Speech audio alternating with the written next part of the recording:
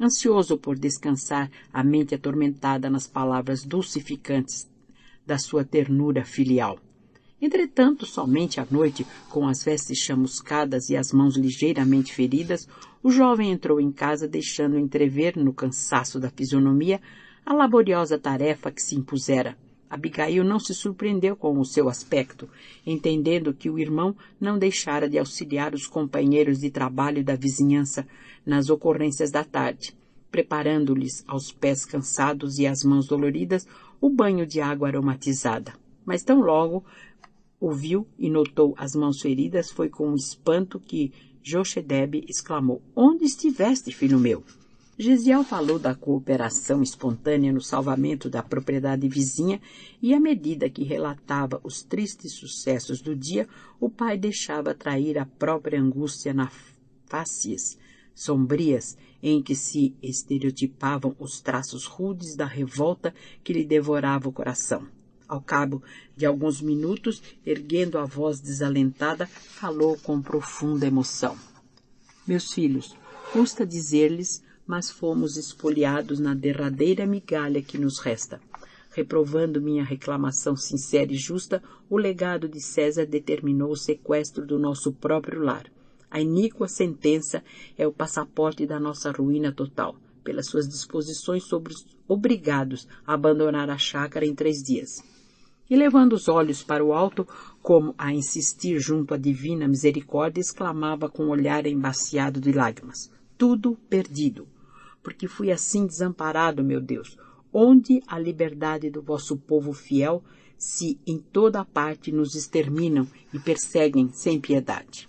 Grossas lágrimas escorriam-lhe pelas faces, enquanto com a voz trêmula narrava aos filhos os pesados tormentos de que fora vítima.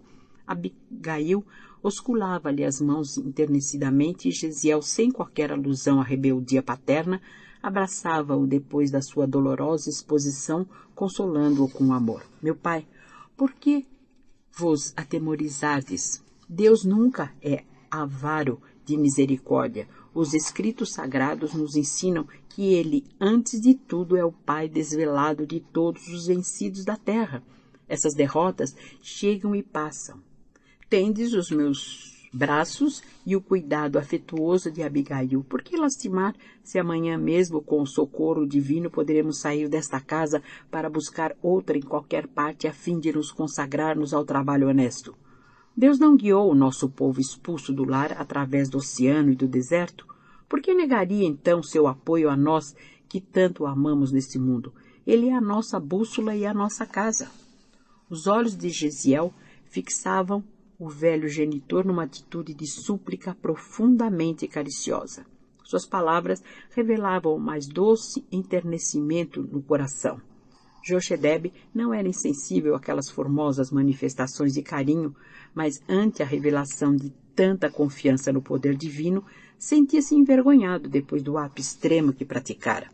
Descansando na ternura que a presença dos filhos lhe oferecia ao espírito, desolado dava curso às lágrimas dolorosas que lhe fluíam da alma, pungida por acerbas desilusões. Entretanto, Gesiel continuava: "Não choreis, meu pai. Contai conosco. Amanhã eu próprio providenciarei a nossa retirada como se faz preciso." Foi nesse instante que a voz paternal se ergueu soturna e acentuou: "Mas não é tudo, meu filho." E pausadamente Jochebed pintou o quadro de suas angústias reprimidas, da sua cólera justa que culminara com a decisão de atear fogo à propriedade do verdugo execrando. Os filhos ouviam-no espantados, mostrando a dor sincera que a conduta paterna lhes causava. Depois de um olhar de infinito amor e funda preocupação, o jovem abraçou-o murmurando: meu pai, por que levantaste o braço vingador? Por que não esperaste a ação da justiça divina?" Embora perturbado pelas afetuosas admoestações, o interpelado esclarecia: "Está escrito nos mandamentos, não furtarás. E fazendo o que fiz, procurei retificar um desvio da lei, porquanto fomos espoliados de tudo que constituía o nosso humilde patrimônio." "Acima de todas as determinações, porém, meu pai," acentuou Gesiel sem irritação, "Deus mandou gravar o ensinamento do amor recomendando que o amássemos sobre todas as coisas, de todo o coração e de todo o entendimento. Amo o Altíssimo, mas não posso amar o romano cruel, suspirou Jochebed, amargurado. Mas como revelarmos dedicação ao Todo-Poderoso que está nos céus?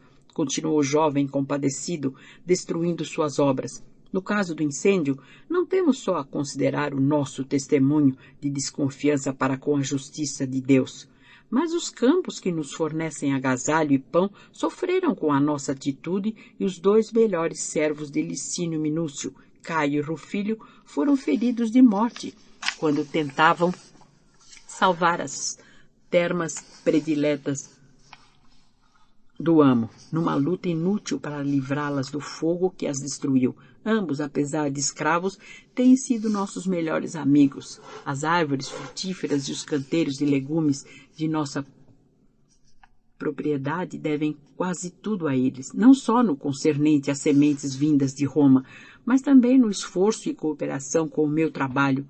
Não seria justo honrarmos sua amizade dedicada e diligente, evitando-lhes a punição e os sofrimentos injustos? Jochebed pareceu meditar profundamente nas observações filiais ditas em tom carinhoso. Enquanto Abigail chorava em silêncio, o moço acrescentava: nós que estamos em paz nas derrotas do mundo, porque trazíamos a consciência pura, precisamos resolver agora em face do que nos advirá em represálias. Quando dava meu esforço contra o fogo, observei que muitos afeiçoados de Minúcio me contemplavam com indisfarçável desconfiança. A esta hora, já ele terá regressado dos serviços da corte providencial. Precisamos encomendar-nos ao amor e à complacência de Deus, pois não ignoramos os tormentos reservados pelos romanos a todos o que lhes desrespeitam as determinações. Penosa nuvem de tristeza mergulhara os 3 em sombrias preocupações. No velho observava-se uma ansiedade terrível que se misturava à dor do remorso pungente, e em ambos os jovens notava-se no olhar inexcedível amargura, angustiosa e intraduzível. Gesiel tomou de sobre a mesa os velhos pergaminhos sagrados e disse à irmã com triste acento: Abigail, vamos recitar o salmo que nos foi ensinado pela mamãe para as horas difíceis. Ambos se ajoelharam e suas vozes, comovidas como a de pássaros torturados, cantavam baixinho uma formosa oração de Davi que haviam aprendido no colo maternal. O Senhor é o meu pastor, nada me faltará. Deitar-me faz em verdes pastos, guia-me mansamente a águas muito tranquilas. Refrigera minha alma, guia-me nas veredas da justiça por amor do seu nome. Ainda que eu andasse pelo vale das sombras da morte, não temeria mal algum, porque tu estás comigo. A tua vara e o teu cajado me consolam. Preparas-me o banquete do amor na presença dos meus inimigos. Unges de perfume a minha cabeça. Meu cálice transborda de júbilo. Certamente a bondade e a misericórdia seguirão todos os dias de minha vida e habitarei na casa do Senhor por longos dias. Nota: Salmo 23. Nota do tradutor. O velho Jochebed acompanhava o cântico dolorido, sentindo-se opresso de amargosas emoções. Começava a compreender que todos os sofrimentos enviados por Deus são proveitosos e justos, e que todos os males procurados pelas mãos do homem trazem invariavelmente torturas infernais à consciência invigilante. O cântico abafado dos filhos enchia-lhe o coração de tristezas pungentes. Lembrava agora a companheira querida que Deus havia chamado à vida espiritual. Quantas vezes acalentara-lhe ela o espírito atormentado com aqueles versos inesquecíveis do profeta. Bastava que sua observação amiga e fiel se fizesse ouvir para que o sentido da obediência e da justiça lhe falasse mais alto ao coração. Ao ritmo da harmonia cariciosa e triste que apresentava acento singular na voz dos filhos idolatrados, Jochebed chorou longamente. Da pequenina janela aberta no aposento humilde, seus olhos buscaram ansiosamente o céu azul que se enchera de sombras tranquilas. A noite abraçara a natureza, e muito longe no alto começavam a luzir as primeiras estrelas. Identificando-se com as sugestões grandiosas do firmamento, experimentou intensas comoções na alma ansiosa. Profundo enternecimento fê-lo levantar-se e, sedento de revelar aos filhinhos quanto os amava e quanto deles esperava naquela hora culminante da sua vida, inclinou-se de braços abertos com significativa expressão de carinho, e quando as últimas notas se desprendiam do cântico dos jovens enlaçados e genuflexos, abraçou-os em pranto, murmurando: meus filhos, meus queridos filhos. Mas nesse instante abriu-se a porta e um pequenino servidor das vizinhanças anunciou com grande assombro a lhe transparecer nos olhos: senhores, o soldado Zenas e mais alguns companheiros chamam-vos à porta. O velho colou a destra ao peito opresso, enquanto Gesiel parecia meditar um instante. Todavia, revelando a firmeza do seu espírito resoluto, o jovem exclamou: Deus nos protegerá. Daí a instantes, o mensageiro que chefiava a pequena escolta leu o mandado de prisão de toda a família.